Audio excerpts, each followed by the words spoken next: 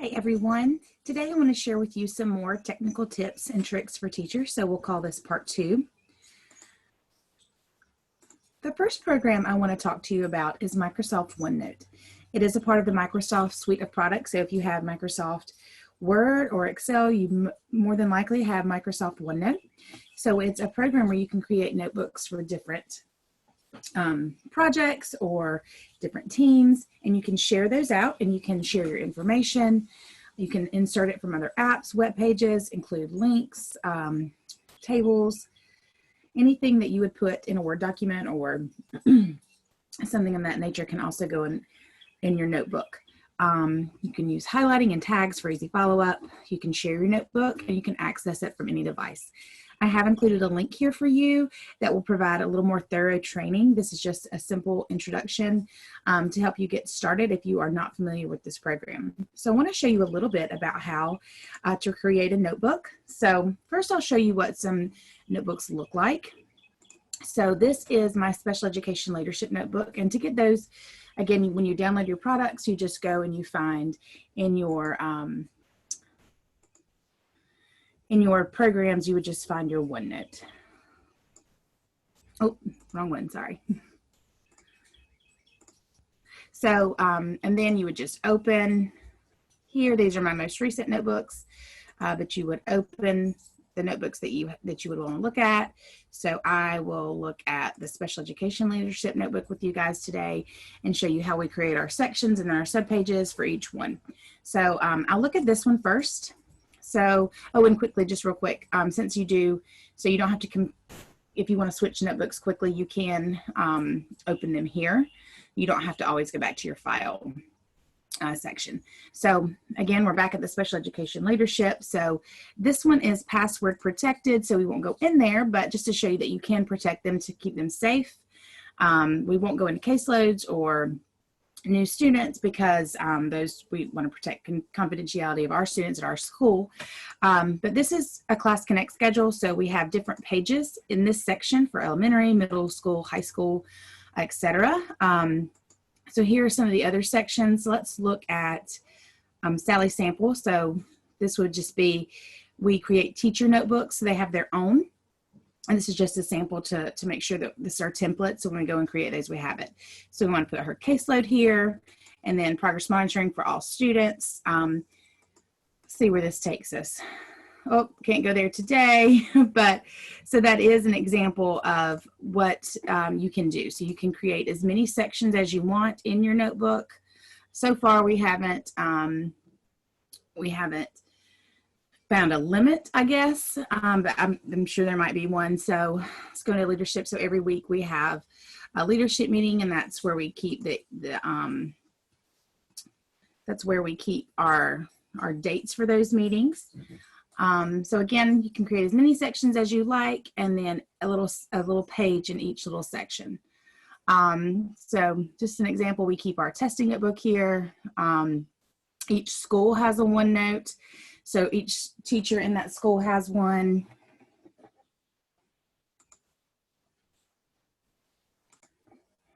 So now I'm going to show you how to create a notebook. So you can go to File, New, and just where you want to put it. I'm going to call it Training for today's purposes. Oh, let's see, let's call it Training Part 2. I do have to practice, so some of these have already been created. So Training Part 2. So each section you want to create, you can do that. So let's call this one, we'll rename it Special Education. If you also work with 504, you might want to rename that one 504. If you also do English language learners. So let's say that we want to password protect it, you can do that. But the subpages, maybe we want to have our caseload on one. If we want to have accommodations, you can do that. Something else. Due dates, if you want to track those. I'm just naming some possible things that you may want to do. So in your caseload, if you want to track that through, say, a Google Sheet, you can put the link, or you can insert a table. You can do it that way. So this would allow you to keep it live all in one place. You want to put your headers, you want to edit it. You could do that, or you could just create a simple table and then just put how many you need. So student first name, oops, sorry. Last name, they have a student ID, grade, etc. So those are just different ways that you may want to put that in. So for your accommodations, what we do is we share this out with our teachers. So you can share this notebook out, password protect this page for a certain student. So if you wanted to make a sub page, oh, sorry, let me redo that. So within accommodations, if you want to have a third grade, oh, I'm doing it incorrectly. So if you wanted to have, this page, you wanted to make this third grade, your third grade students, and you want to share that with, just move it back up. If you want to make that page password protected for your accommodations, your third grade teachers, you can make that a sub page, and then you could just share that with the third grade teacher. So what we do is we insert the IEPs. Not letting me do it here, but let's try it in accommodations and see. So my documents last week, I know we worked on some IEPs, but let's just, we'll pick my daughter's social studies test. So you just want to attach that file, and then there is that. You can open that and it will share that IEP with that teacher. So that is kind of how we use our notebook here, and all those things. So again, you can password protect. I mean, my knowledge is not infinite with OneNote. There are so many things that you can do. So definitely Google some training, look up, Microsoft.com for OneNote training. There are so many good things that you can do. This is just a simple, quick training for you to look at some tools that you're now virtual, some virtual options that we use. You're no longer able to walk down the hall and share out what you're doing. So this is a quick way to show that. So now I want to talk about how you can use your online calendar, whether it's Google Calendar, Outlook, how you can use that to help you stay organized, make things streamlined for you. Some examples are send a meeting invites for your IEP meetings so they don't, I know a lot of you probably came from using a big desk paper calendar, but having everything on your laptop now that you are using it a lot more, it will give you alerts so you don't forget meetings. If the class, you can put your class schedule in there, etc. So you can check your schedules of your team members to check their availability so you don't schedule a meeting. They have class and then you have to reschedule, and that just keeps getting things clean. You can set invites for yourself and for your teammates. You can color code items for at a glance so you can kind of see what's coming up. Use your tasks and share items with your teams. Share your tasks with your teams. So I'm going to show you my calendar. I'm a little nervous. It is very color coded. So I will show you kind of what mine looks like. So in here, I have 4 girls. So every girl of mine has a color. That's just so that I can look quickly to see what my day looks like. My color background is pink. So all the pink items are things that are mandatory for me. And then the orangey color are things that my teachers and team members are doing. So I'm aware of them, and I can hop in if I want to that meeting. But this is kind of how our meetings look. So this is one of my teachers. I'm going to do her formal observation. So it's got the information where I'll go. We use Blackboard, so I'll go to actual Blackboard to see it. But this one is going to be through Zoom, like many of yours are. We just put what we'll be tracking, the scheduling assistant, all the teachers that will be there that are invited. when we put the location and how to get there. So this is just an easy way, instead of using those PowerPoint agendas that we get out and face-to-face meetings. This is just a way to kind of give the teachers an idea of what's coming up and what that looks like. So again, I use, this for myself, the meetings that are for me, and my children, just because we're all at home with our kids now. So it's best to keep all that together.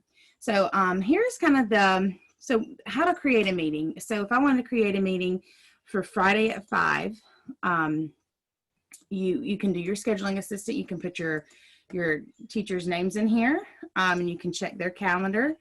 So she may not have shared hers with me, so I can't see that. Let's put in Kim so I can see her calendar. So I would not want to schedule our meeting, say at this time, if she's busy. So that's just an example of how to use your scheduling assistant. So you would go back to the meeting. If it was just a quick IEP accommodations review, I'm just making stuff up. But if I want Charity and Kim, these are two of my team members, if I want them to review IEP accommodations by Friday at 5, then I would do that, and the location. So we use a program called Testing Nirvana. So that's where they would look to review their accommodations. And this is just so this is this is a task I want them to do that I use for a meeting invite. But you can also do it for Sally Sample's IEP meeting. If it's going to be through Zoom, you could put your meeting ID here. So you might put meeting or Zoom. Sorry, guys. So Zoom and then the ID, whatever it may be. Give some numbers out there. So, and then if you wanted to put the link to your Zoom room, you could do that. But then the required members, so you've got, so say Charity is my gen ed, Kim is my LEA, I'm the teacher, so I am scheduling the meeting. And then we don't send them to parents. We continue to use email and formal communication with parents. So we do not include them on this meeting invite. Now we have had some parents request that we do that. And so we will, but generally we do not include, this is an internal communication through our staff members. So that's kind of how we use invites to keep us on track. So I'll show you kind of how your tasks look. So this is your little task machine, or your little, so you can create your to-do list. So if I want to schedule all IEP meetings for May. Well, that's like searching. So let's add a task, I'm sorry.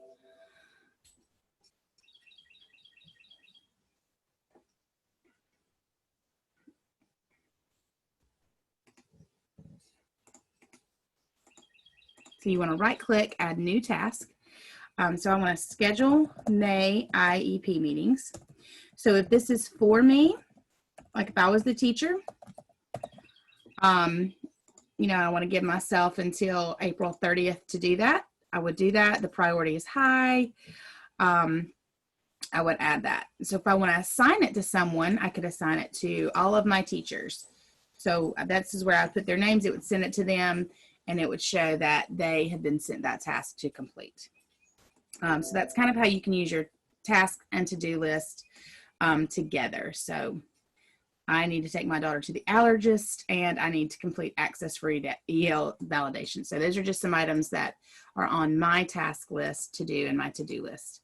So again, don't be scared by my scary calendar, but those are just some things that we use to keep us organized in the virtual setting. So I hope this has been helpful to you. Please reach out.